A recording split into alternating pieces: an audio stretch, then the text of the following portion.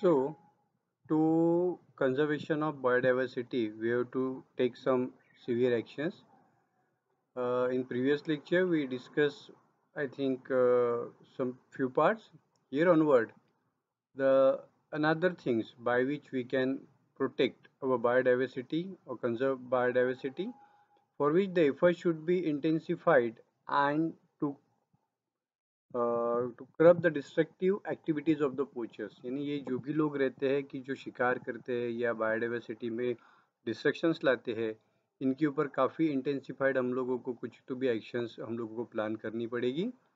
Then stabilization of the water level in the pool, ponds, lake should be undertaken so it is to prevent the seasonal destructions of the aquatic life through the evaporation. Actually, sometimes what's happened in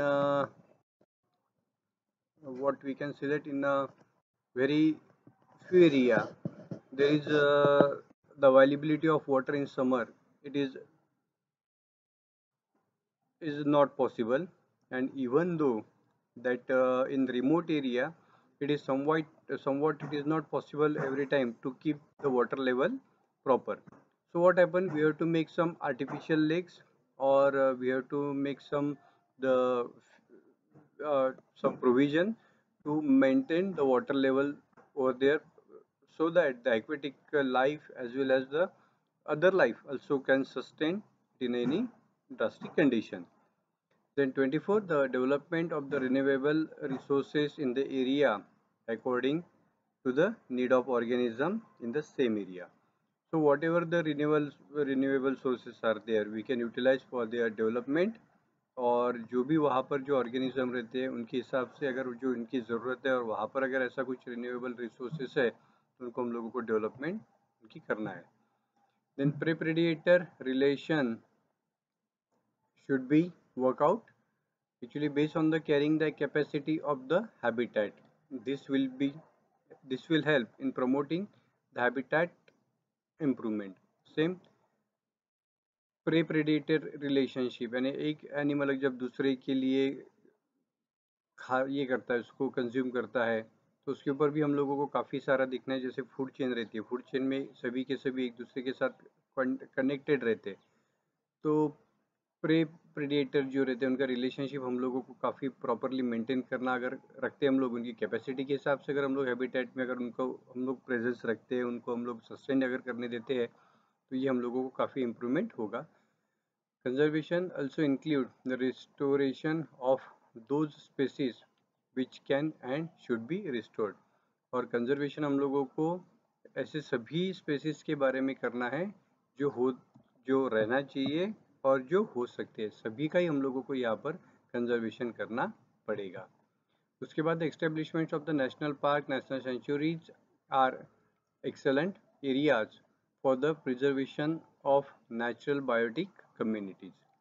यानी हमारी जितने भी India में काफ़ी सारी centuries है, काफ़ी सारे नेशनल पार्क्स है, तो यहाँ पर ये हम लोगों को ऐसे एरिया में करना पड़ेगा जहाँ पर ये लाइफ जो भी हमारी बायोडाइवर्सिटी की लाइफ है वो जहाँ पर वहाँ पर काफ़ी अच्छी तरीके से सस्टेन कर सकती है.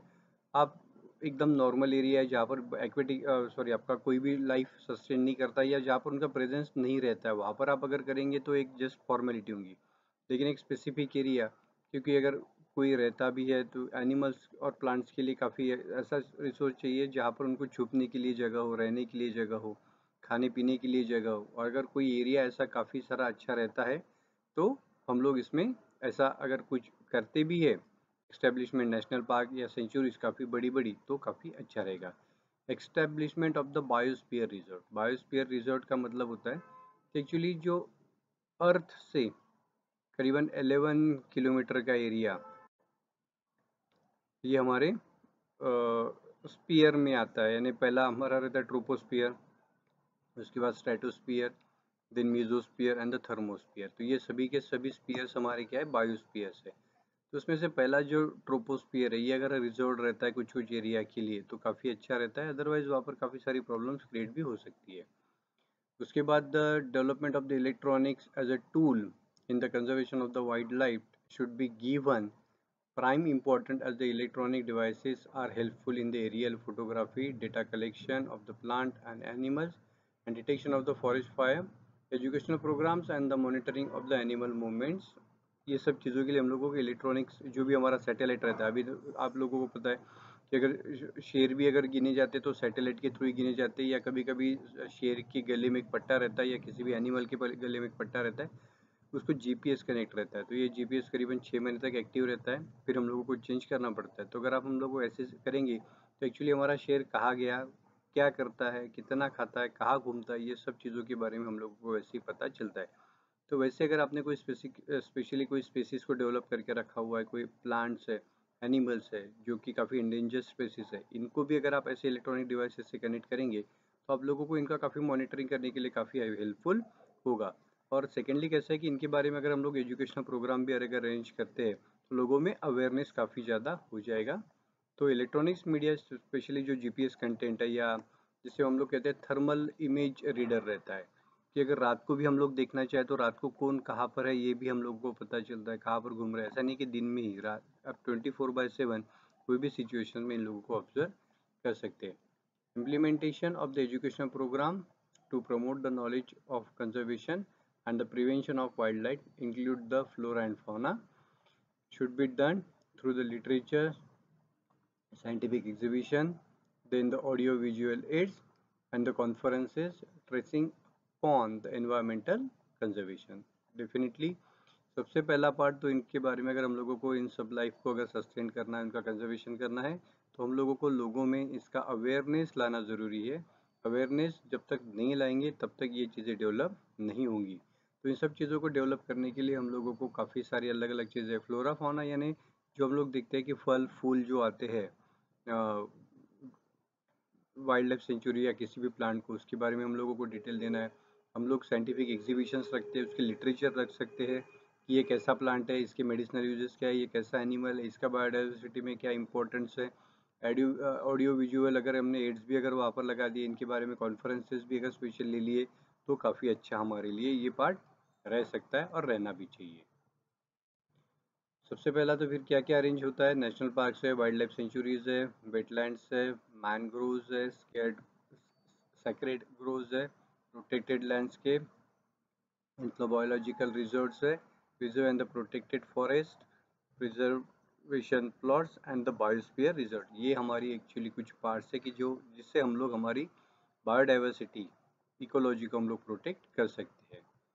तो एक इसमें से पहला जो पार्ट आता है एक्चुअली जो हम लोग कहते हैं सैक्रेड ग्रोव्स। सैक्रेड ग्रोव्स ये क्या रहता है, एक्चुअली एक पैच रहता है ज़मीन का, कि एक तो या तो ये तो फॉरेस्ट रहता है, ये नेचुरल वेजिटेशन से रहता है, या तो आर्टिफिशियल वेजिटेशन से रहता है। तो एक्चुअली इसमें कैसा रहता है, सेवरल एकर्स में एक्चुअली ये जगह रहती है, और लोकल के जो वहाँ के लोग रहते हैं वो उसको प्रोटेक्ट करते हैं। This species are protected by the local communities because of the their religious belief and the tradition rituals that run through the several generation। Actually काफ़ी सारी जगह होती है, सभी स्टेट में है, जैसे हमारे हिंदू धर्म में पेड़ को भी पूजते हैं, तो वैसा ही यहाँ पर है कि क्या होता है कि जैसे यहाँ एक महाराष्ट्र में कहते हैं उसे एक वर्ड है देवराई। यस, देवराई का मतलब रहता है कि ऐसा एक काफ़ी बड़ा एरिया कि जहाँ पर हम लोगों ने प्लांट्स लगा के रखे हुए। आपको भी पता है हमारे यहाँ पीपल का पेड़ होता है, बर्ड का पेड़ होता है, उम्बर का पेड़ होता है, इनकी पूजा होती है। तो कुछ कुछ जगह क्या होता है, इनकी पूरा का पूरा पट्टा इन्हीं प्लांट से वो लगा के रख देते हैं और इनकी पूजा की जाती है। तो ये क्या होता है, प्रोटेक्टेड होता है। ये लोग इसको तोड़ते नहीं, इसे जलाते नहीं, इसका कुछ भी नहीं करते, इसका एक्चुअली कंजर्वेशन करते हैं। तो ऐसे भी काफ़ी सारे पैचेस है, और ये सभी स्टेट में, जैसे हम लोग सेक्रेट ग्रूव्स कहते हैं, ये मैन मेड या तो नेचुरल फॉरेस्ट रह सकता है, लेकिन इसका कंजर्वेशन रिलीजन्स के अंडर ही हम लोग पूरी तरह से करते हैं।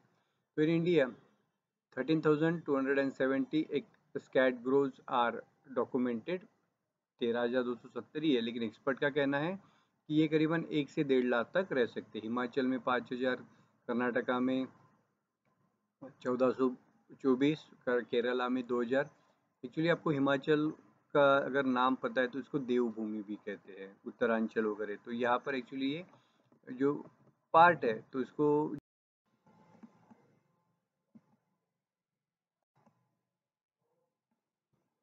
so in India there are so many sacred groves.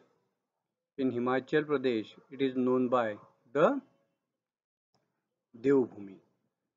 तो ये ऐसा होता है कि इसका रिलीजन्स में काफ़ी ज़्यादा इम्पोर्टेंट रहने की वजह से लोकल के वहाँ के जो नेटिव्स रहते हैं, जो लोकल लोग रहते हैं, वही उसका कंजर्वेशन करते हैं, वही उसको प्रोटेक्ट करते हैं, वही उसे डेवलप करते हैं। तो ऐसा भी हम लोगों को काफ़ी सारी जगह करने के लिए काफ़ी हेल्पफुल होता है। इस दिया हुआ है name of sacred groves, states दिया हुआ है, जैसे देवारा कड़ू कर्नाटक में कहते हैं, देवभूमि जिसे हिमाचल में कहते हैं, कोविल कड़ू पौंडीचेरियन तमिलनाडु में कहते हैं, कावुस केरला में, देवराई देवराई यानी जहाँ पर कि देव भगवान के लिए जो एक राई करके रखी हुई है, वो जंगल बना के रखा हुआ है, वो देवराई। मौसमाई मेघालय में कहते हैं, बुग्याल उत्तरांचल में कहते हैं, और मचियाल उत्तर प्रदेश और हरियाणा में कहते हैं। तो सेम यहाँ पर ये जो कुछ पार्ट है जिसे हम लोग सैक्रेड वाटर बॉडीज़ भी रहती है काफ़ी जगह पर, कि जहाँ का प्रोटेक्शन किया जाता है, उस पानी को किसी दूसरी चीज़ के लिए इस्तेमाल नहीं होता है, इंडस्ट्री के लिए इस्तेमाल नहीं होता है, प्रोटेक्टेड फॉर्म में इसे रखा जाता है। उसके बाद the team of scientists from the various disciplines like the botany, zoology, agriculture, horticulture, soil science, pharmacology, engineering, silviculture, and the economics, and the trained forester, administrator, forest lover, all should be integrated in the managing, the promotion and the implementation of the conservation program। यानी हम सब society के सभी लोगों को, जितने भी society में हम लोग है, हमारी रिस्पॉन्सिबिलिटी है कि इस इकोलॉजी को, बायोडाइवर्सिटी को हम लोग को प्रोटेक्ट करना है। ये हम किसी भी हालत में इसको प्रोटेक्ट करना ही है, और जब तक हम लोग हमारी सोच ऐसी नहीं रखेंगे तो इसका हम लोगों को काफ़ी ज़्यादा प्रॉब्लम आ सकता है। तो सभी लोगों को ही मिलकर इन सब प्रॉब्लम्स को हम लोगों को रिजॉल्व करना है। Thank you. तो एक्चुअली हम लोग एक रिव्यू ले लेते हैं पूरे हमारे प्रोसेस का, कि हम लोगों ने इसमें क्या क्या देखा हुआ है। ठीक है, तो सबसे पहला जो बायोडाइवर्सिटी का हमारा जो पार्ट, बायोडाइवर्सिटी में हम लोग रिन्यूएबल और नॉन रिन्यूएबल सोर्सेज के लिए हम लोगों ने देखा था कि एयर वाटर होते हैं, डिस्ट्रक्टिबल कौन से होते हैं, सॉइल, फॉरेस्ट, वाइल्ड लाइफ, और इसमें नॉन रिन्यूएबल में मिनरल्स वगैरह। उसके बाद डेफिनेशन हम लोगों ने देखी थी बायोडाइवर्सिटी की, तो इसमें variability among the living organism from all the sources include the terrestrial, marine and the other aquatic ecosystem, and the ecological complexes of which they are the part. This include the diversity within the species, between species and of the ecosystem। उसके बाद type देखा था, genetic diversity पहला जो part था। इसमें actually with in the species हम लोग देखते थे तो करीबन 5000 रिकॉर्डेड वेराइटीज़ मैंगो की है। यानी जैसे हम लोग देखते तो आम सभी एक जैसे नहीं होते। तो ओरिवा सटाइवा यानी हम लोग गेहूँ की बात करते तो भारत में गेहूँ करीबन 88,000 के अलग अलग स्पेसीज है, एक दो नहीं है। हम लोगों को ज़्यादा से ज़्यादा 4-5 ही पता रहते हैं, लेकिन पूरे भारत में ये विद इन स्पीसीज हो गए, जिसे हम लोग जेनेटिक डाइवर्सिटी कहते हैं, स्पेसीज डाइवर्सिटी। जिसमें हम लोग देखते हैं कि अब जेनेटिक यानी क्या, कि गेहूँ एक जैसा दिखता है, आम भी एक जैसा ही दिखता है, लेकिन उसका जो इनर जेनेटिक कंटेंट रहता है वो चेंज रहता है। यहाँ पर स्पेसीज डाइवर्सिटी, स्पेसीज में अगर हम लोग देखते हैं तो फेलिस टाइग्रिस और फेलिस डोमेस्टिका, यानी इसके ये जूलॉजिकल नेम है, फेलिस टाइग्रिस जिसे हम लोग शेर कहते हैं, और फेलिस डोमेस्टिका जिसे हम लोग बिल्ली कहते हैं। एक्चुअली ये स्पेसीज एक ही स्पेसीज से ये बिलोंग करती है। कैट जिसे हम लोग कहते हैं, बिल्ली जो कहते हैं जिसे हम लोग, लेकिन ये अलग अलग दिखती है। आम सभी के सभी काफ़ी सारे मैच होते हैं, लेकिन ये स्पेसीज टोटली एक दूसरे से अलग दिखती है, लेकिन इनकी स्पेसीज एक है। इकोलॉजिकल डाइवर्सिटी होती है, डाइवर्सिटी विद इन इकोलॉजी, जिसे हम लोग कहते हैं कि यहाँ पर कुछ अलग शोला फॉरेस्ट भी रहता है। उसके बाद कितना लैंड, एक्चुअली इसके फैक्ट्स के बारे में हम लोगों ने देखा था कि कितना लैंड हमारे भारत का कवर है फॉरेस्ट से। उसके बाद फैक्ट्स रिलेटेड द बायोडाइवर्सिटी, कितनी सारी हमारे यहाँ बायोडाइवर्सिटी है, तो करीबन ऐसा कहा जाता है कि 100 मिलियंस बायोडाइवर्सिटी है, और जिसमें से हमारे पास कैटलॉग यानी हम लोगों ने जो डेटा कलेक्ट किया है इट इज़ ओनली 1.9, 2% ही हमको पता है, 98% अभी हमारा सर्चिंग अभी भी बाकी है। तो काफ़ी सारे हॉटस्पॉट्स इंडिया में बना के रखे हुए, भारत में भी काफ़ी सारे हॉटस्पॉट्स है कि जहाँ पर काफ़ी ज़्यादा निगरानी होती है, और वहाँ की स्पीसीज़ को हम लोगों को प्रोटेक्ट करना काफ़ी ज़रूरी है। उसके बाद टोटल लैंड इंडिया में कितना है, कितना पॉपुलेशन है, कितना फॉरेस्ट कंटेंट है, तो फॉरेस्ट कवर्ड आता है 23.57। बायोडाइवर्सिटी से रिलेटेड कुछ फैक्ट्स हमने देखी थी कि इंडिया का जो बायोडाइवर्सिटी है वो वर्ल्ड का 12.53% शेयर करता है। उसमें 3.9 ग्रास लैंड है, 2% हॉट डेजर्ट्स है, 4.1 मिलियन हेक्टर्स जिसे हम लोग कहते हैं ऑफ वेटलैंड एंड इकोसिस्टम है। 7 लार्जेस्ट कंट्री है दुनिया की, और उसमें करीब among the 7 mega diversity centre, जो पूरी दुनिया के 17 डाइवर्सिटी सेंटर है उसमें से एक है। 45 plus species of the wild plants आती है, 89,000 एनिमल्स की आती है। इतना सारा हमारा बायोडाइवर्सिटी से भरा हुआ है। करीबन 1,39,000 स्पीसीज ये प्लांट्स एनिमल की माइक्रोब्स की ये रिकॉर्डेड है, और 4 लाख अभी भी ये आइडेंटिफाई करना बाकी है।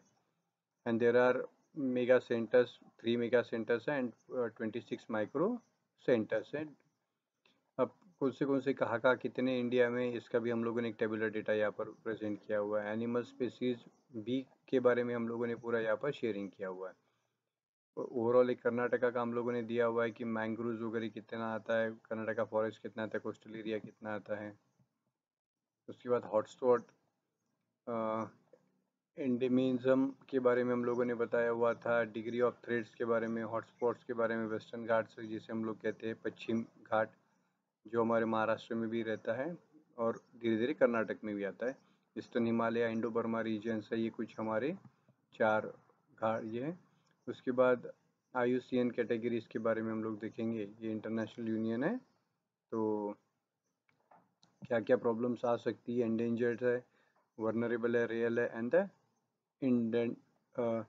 इनडिटर्मिनेट मिनट इनडिटर्मिनेट है।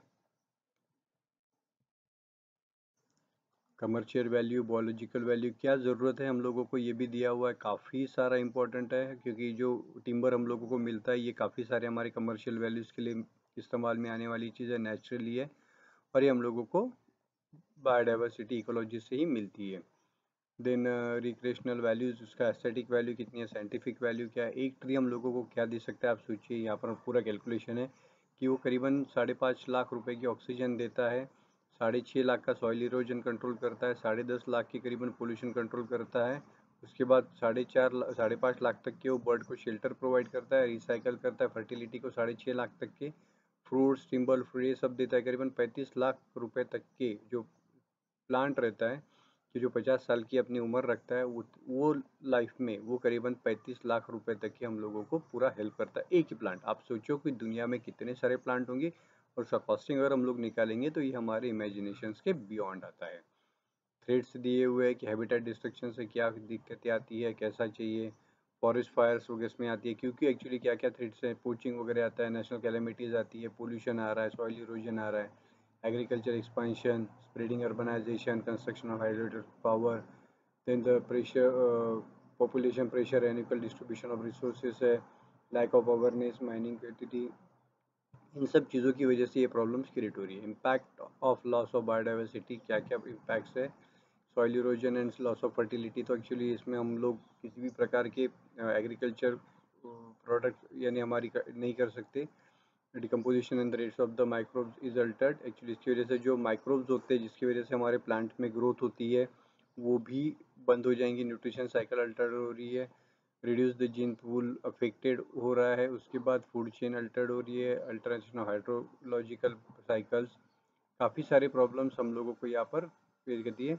मेंटेनेंस के बारे में काफ़ी सारे यहाँ पर पॉइंट्स है जो हम लोगों ने धीरे धीरे डिस्कस करके रखे हुए हैं कि हम लोग इनको कैसे क्या प्रोटेक्ट कर सके। ये सभी के सभी आज ही आप लोगों के साथ हम लोगों ने डिस्कस किए हुए। काफ़ी सारा हम लोगों को इसके बारे में देखना है, काफ़ी सारे हम लोगों को प्रोग्राम्स लेने, काफ़ी सारा एरिया हम लोगों को प्रोटेक्टेड रखना है। और जब तक ये चीज़ें हम लोग नहीं करेंगे तो काफ़ी सारी दिक्कतें आना लाजमी है। तो वन